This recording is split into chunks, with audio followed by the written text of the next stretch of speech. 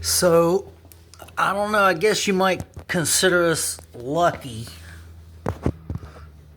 Ended up, our motor mounts are okay.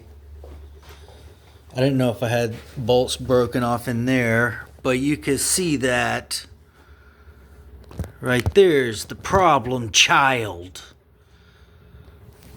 And this one is nice and screwed up. So we're gonna have to fix both of those. That was that one, and that was that one right there. And I got people telling me that sheer power didn't cause that. I don't know, that looks like sheer power to me.